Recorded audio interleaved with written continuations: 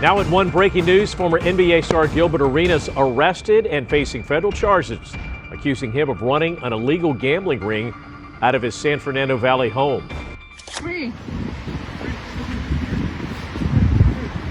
You better not. Man, y'all are not going to believe the absolute madness that is unfolding right now behind the scenes in the sports media world, because it looks like the ultimate betrayal just went down. And if you've been watching the internet lately, you know exactly what I'm talking about. We have to talk about Gilbert Arenas, Agent Zero himself, and how he literally just got wiped from his own show, Gil's Arena, which is crazy because he sold half of it to Underdog Fantasy. And now they got Skip Bayless sitting in his chair while Gil is streaming from his basement talking about how he doesn't think they like him anymore and how they are trying to phase him out. Alvin, former NBA star Gilbert Arenas has been arrested and is now facing federal charges for allegedly running an illegal gambling ring out of his San Fernando Valley home. Arenas, along with several others, were arrested today. One of them, a suspected high-level member of an Israeli organized crime group. Arenas has already made his first court appearance, facing a judge this afternoon in downtown L.A. KTLA's Mary Beth McDade live in Encino with more. Mary Beth. Yeah, and Mike and Jerry, as the hours wear on, I'm getting to read these court documents a little bit further. And so it appears that the illegal gaming up here at this Encino mansion began back in September 2021 and then came to a screeching halt the night of July 19th, 2022. That's when the feds raided this Encino mansion. And at the time, there were 26 high-stakes poker players inside, as well as a lot of staff that were made up of young women, chefs, valets, and security guards. You're asking me, I'm telling you. Former NBA All-Star turned podcaster Gilbert Arenas was allegedly running illegal high-stakes poker games out of his Encino mansion. Arenas, who the feds dubbed Agent Zero, and 7 others, including a suspected Israeli international crime boss and a West Hollywood lawyer, have been charged in a federal indictment. The former Washington Wizards player is accused of renting out his Encino mansion on Gable Drive for the illegal games, which were allegedly hosted by his co-conspirators. According to court documents, Arenas texted one of his co-conspirators this picture of a poker table in connection to the games, which allegedly took place from September 2021 to July 2022. A neighbor recalls seeing unusual activity and scantily clad women during that time frame. Well, just mostly people coming out at all hours of the night. Usually I'd see women, though, coming out. Yeah, maybe 1 or 2 or 3 in the morning and taking off with whomever in a car down the street. The alleged Israeli crime boss, Yevgeny Gershman, is accused of hiring young women who, in exchange for tips, served drinks, provided massages, and offered companionship to the poker players. The women were charged a tax, a percentage of their earnings from working the games. The more people you have who are willing to engage in stuff that's illegal or high risk puts us all in certain situations that we don't want to be in. Arenas and several of his co-defendants have been charged with 1 count of conspiracy to operate an illegal gambling business and 1 count of operating an illegal gambling business. Arenas was also charged with 1 count of making false statements to federal investigators. Yeah, he apparently told investigators that he didn't know what was going on up here at his Encino mansion. And we have learned that the mansion was sold a few years ago and now operates as a drug and alcohol rehab facility. For now, reporting live here in Encino, Mary Beth McDade. We'll send it back to you guys in the studio. Mary Beth, thank you. Police. But look, nobody is talking about the real reason why this bad blood started. And we have to dig back into the unsealed federal indictments to connect the dots on what really happened here. You see, back in July of 2025, the feds completely raided and arrested Gilbert Arenas for running a massive high-stakes under-the-table illegal gambling ring out of his Encino mansion. And they charged him with conspiracy to operate an illegal gambling business, making false statements. The whole 9 yards, because prosecutors said he was running rigged games with chefs, massages, and even a gold-trimmed poker table that said Arenas Poker Club on it. But the biggest question that everybody completely glossed over at the time was, who actually blew the whistle on Gil to the feds? Think about it. Who had the most to lose from an unhinged, unlicensed, multi-million-dollar black market gambling ring operating right under their nose while they were trying to build a regulated, legal billionaire betting empire? It was allegedly Underdog Fantasy, the corporate machine that partnered with Gil back in 2023. And the word on the street right now is that the owners of Underdog allegedly called the feds on their own star talent to protect their corporate image. Drop your thoughts in the comments right now. Do you think a corporate entity like Underdog would drop a dime on their own partner just to save their licenses? Or is that just too dirty even for corporate media? Let's really look at the timeline here, because the pieces fit together almost too perfectly. And it shows you exactly how the corporate suits play the game when their money is on the line. Gilbert and Underdog build this massive show, Gils Arena, and it becomes one of the biggest platforms in sports culture. But at the exact same time, from late 2021 through mid-2022, Gil is allegedly hosting these wild high-stakes pot-limit Omaha poker games in his mansion. And the feds state in the paperwork that it wasn't just a friendly home game. It was a whole corporate underground operation with a rake being taken from the pot, which is exactly what makes it a federal crime. Now, if you're Underdog Fantasy, you're trying to get legal gambling and daily fantasy sports licenses across every single state in America, which means you're being heavily scrutinized by gaming commissions, state regulators, and government officials who will pull your multi-billion-dollar valuation in a heartbeat if you're associated with illegal black market rings. So the theory going around the culture right now is that Underdog found out exactly what Gil was doing under the table, realized it could completely ruin their chances of becoming a legalized betting powerhouse, and instead of confronting Gil face-to-face like men, they allegedly made an anonymous phone call to Homeland Security and the IRS Criminal Investigation Division to clean their hands of the situation before it leaked out and destroyed their entire corporate funding. If you haven't already subscribed to the channel, make sure you hit that subscribe button right now, because we break down the real stories that the mainstream media is too afraid to touch, and we keep you ahead of everything happening in internet culture every single day. And we begin with that breaking news. Former NBA star Gilbert Arenas pleads not guilty to operating an illegal gambling business out of his Encino mansion. Good evening once again, everybody. I'm Michael Brownlee. And I'm Colleen Williams. The Arenas appeared in federal court today in downtown L.A. 7 others have been indicted in this investigation. NBC4's Amber Frias was at that hearing this afternoon. She joins us live now with an update. Amber. Hey, Michael, Colleen. Arenas appeared in court along with 5 other alleged business partners who were all arrested this morning. Now, Arenas pled not guilty, and he was granted a $50,000 bond. We also were in court for 3 of the other 5 business partners during their arraignment. They also pled not guilty, and they were also all granted bond. Now, the courtroom was full of family members of all those involved, including Arenas' wife. We actually have some video of her walking out of the courtroom. Now, we tried talking to her, but she declined an interview. Being that this is a federal courthouse, we were not able to bring our cameras into the courtroom, but we do have some sketches to show you of Arenas. The ex-Washington Wizards guard and 7 others are accused of renting out Arenas' Encino mansion to hold high-stakes card games from September 2021 to July 2022.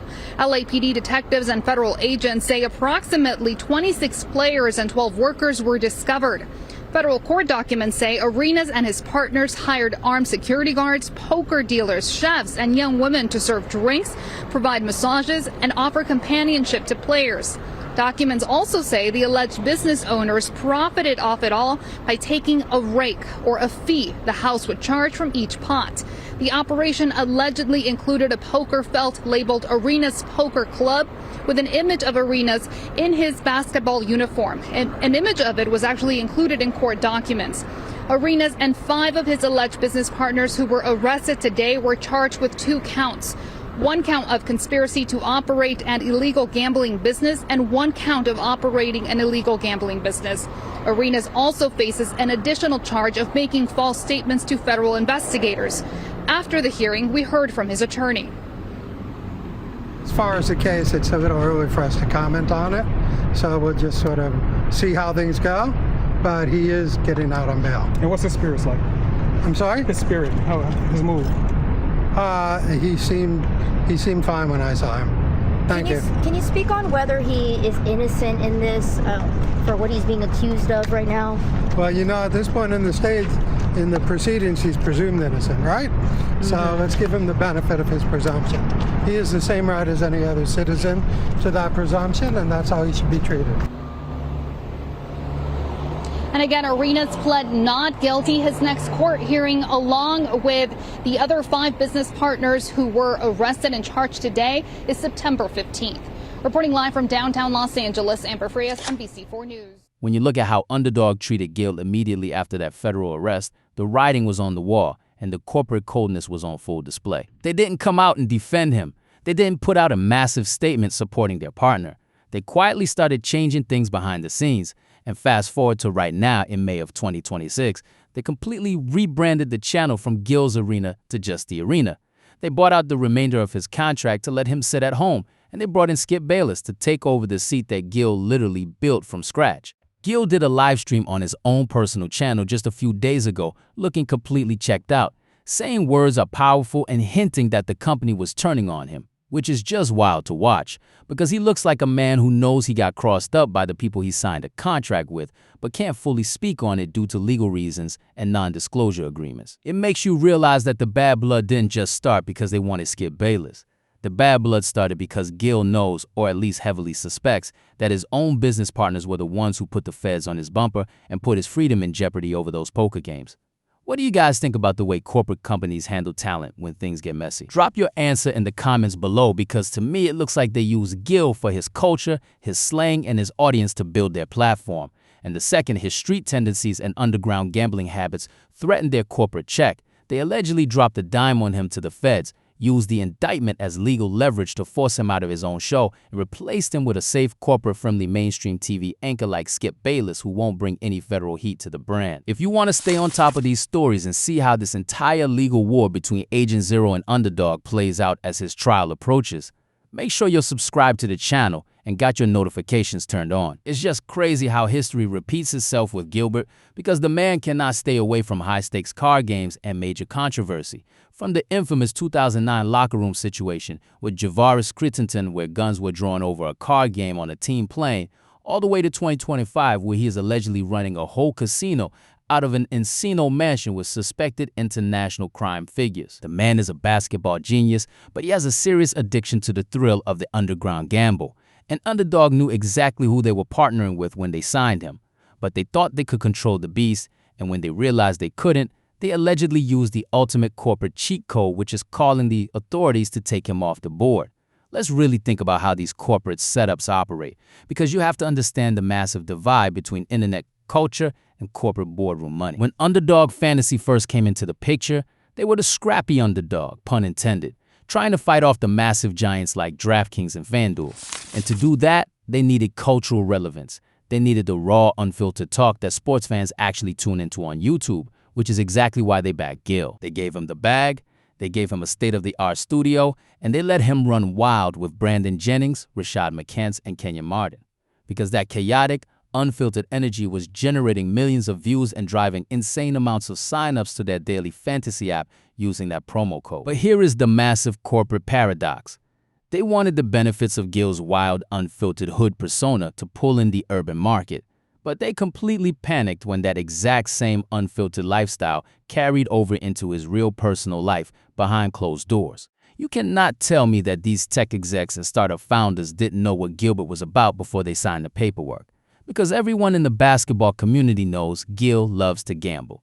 He talks about it constantly. He brags about taking people's money. And he has been open about running high-stakes games for years. So what changed? What made them go from laughing along with his wild stories on the podcast to allegedly dropping a paper trail straight to the desk of federal prosecutors? It all comes down to their transition from a simple fantasy app to a fully licensed sports betting sportsbook enterprise. When you're just a daily fantasy sports platform operating in the gray area of the law, you can get away with having a wild card as your flagship talent. But the moment you start applying for official state sports betting licenses in places like Ohio, Pennsylvania, North Carolina, and Nevada, the government looks at your company through a literal microscope. And state gaming commissions will deny a corporate license in 2 seconds if they find out one of your primary brand ambassadors and co-owners is actively rubbing shoulders with suspected transnational crime syndicates while running an illegal casino in Los Angeles. Let's look at the actual federal indictment from July 15, 2025. That was unsealed in Los Angeles, because when you read between the lines, the details are absolutely insane. And it shows you how deep Gil was in this thing. The feds didn't just charge Gilbert by himself. They arrested 5 other dudes, including a 49-year-old named Yevgeny Gershman, who federal prosecutors explicitly labeled as a high-level member of an Israeli transnational organized crime group. Now in one breaking news, former NBA star Gilbert Arenas arrested and facing federal charges, accusing him of running an illegal gambling ring out of his San Fernando Valley home. Good afternoon. This is the KTLA 5 News at 1. I'm Glenn Walker. And I'm Lou Parker. Arenas is expected to make his first appearance in a federal courtroom this afternoon. KTLA 5's Jennifer McGraw live now outside that courtroom in downtown LA with more on this breaking story. Jennifer. Yeah, Glenn and Lou, this is big news, especially for sports fans who adore him. Take a look. This happened back allegedly in 2021 to 2022 that he was allegedly working this illegal poker game. He and 5 others have been indicted, alleging that the suspects operated an illegal gambling business. Now, this illegal gambling business went and spanned over for about a year. Gilbert Arenas, known as Agent Zero, well known for his career with the Wizards and current podcast, he and 5 others have been indicted for allegedly that the suspects operated the illegal gambling business in which high-stakes poker games were played at an Encino mansion Arenas owned. He is charged with 1 count of conspiracy to operate an illegal gambling business, 1 count of operating an illegal gambling business, and 1 count of making false statements to federal investigators. During this time, investigators say Arenas rented out an Encino mansion he owned for the purposes of hosting that high-stakes poker. At Arenas' direction, Arthur Katz, 51, of West Hollywood, staged the mansion to host the games and collected rent from the co-conspirators on Arenas' behalf. Here's a look at all the defendants listed on the indictment. It is alleged that the defendants' Pot Limbo Omaha poker games, among other illegal games, were played at the Encino mansion, collected a rake fee for the house charged from each pot, either as a percentage or as a fixed amount per hand, and invited players to compete, now, which is illegal. Now, if these defendants that have been listed in this indictment are charged, this means that they could spend up to 5 years in prison for each count. Think about how heavy that is for a second.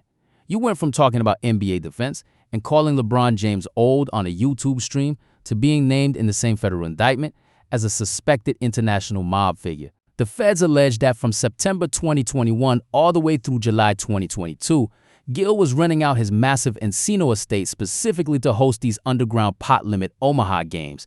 And they weren't just throwing chips on a dining room table. They had an entire staff hired to run it like a professional casino. We are talking about 5-star private chefs, professional valets parking luxury cars down the block, armed security guards standing at the doors with high-caliber weapons, and women who were hired to serve high-end liquor, provide professional massages to the players at the table, and offer companionship while the cards were being dealt. The most damning part of the federal paperwork, and the reason why this became a massive felony charge instead of a simple misdemeanor, is that the operators were taking a rake from each part, meaning they were charging a percentage of the money being bet or taking a flat fee per hand. In the state of California, you can legally have a home poker game with your boys as long as nobody is making money off running the game. But the exact second you take a cut of the pot to cover the house costs or make a profit, you're officially running an illegal gambling enterprise under California Penal Code Section 330, and at the federal level, the Illegal Gambling Business Act kicks in if the operation involves 5 or more people and brings in more than $2,000 in a single day, which Gil's games were easily clearing in the first 10 minutes. The feds also tagged Gil with making false statements to federal investigators, which means when they first pulled up to ask him questions about the operation, he tried to lie his way out of it and cover up what was happening, which is a massive mistake because the feds never ask questions they don't already have the recorded answers to. If you're enjoying this deep dive and want to see more content breaking down the secret corporate wars behind your favorite internet shows, make sure you're following along and subscribe to the channel right now because we keep it completely real without any corporate filters. Now, ask yourself this question. How did the feds get such specific, intimate details about the inner workings of Gil's house games, down to how the host collected rent on his behalf, how the promo was handled, and how the staff was being paid? A luxury, highly exclusive underground game like that does not get infiltrated by random street cops. It requires an insider source to hand over the entire playbook. And while the streets might think it was a disgruntled player who lost his shirt at the table, The corporate theory says Underdog discovered the legal liability and handed over the information under the table to secure their own immunity and clean up their brand before the feds came knocking on their corporate headquarters with a search warrant. Imagine the panic in the Underdog executive offices when their compliance team realized that their top podcast host, the man whose face is plastered all over their marketing materials and who literally owns a percentage of their media asset, was actively generating federal heat for money laundering and illegal gambling, alongside international crime targets. They knew that if the public or state regulators connected Underdog's money to Gil's pockets, while Gil's pockets were funding an illegal mob-linked poker ring, the entire Underdog Fantasy platform could be shut down overnight, costing the founders and investors hundreds of millions of dollars in future IPO valuation. So what did they do? Allegedly, they corporate snitched, they played the hero for the Department of Justice, dropped the anonymous tip, or handed over internal communications and let the feds do the dirty work of removing Gilbert from the equation. Look at the timing of how everything went down immediately following the arrest on July 30, 2025. Gil was forced to plead not guilty in the United States District Court in downtown Los Angeles. He got released on a $50,000 bond, and his whole life got flipped upside down. His girlfriend Melanie Monaco was seen leaving the federal building looking completely stressed out. The media was having a field day, and inside the Underdog studios, the vibe instantly shifted from family to cold-blooded business.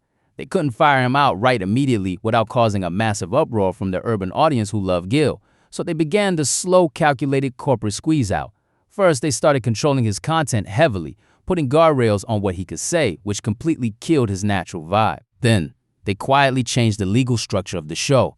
Gil had previously stated that he owned 50% of Gil's Arena and Underdog owned the other 50%. But when you get hit with federal conspiracy charges, corporate contracts almost always have a morality clause or a criminal indictment clause that allows the majority corporate entity to legally buy out your shares for pennies on the dollar or suspend your voting rights to protect the asset. That is exactly how they took total control of the channel.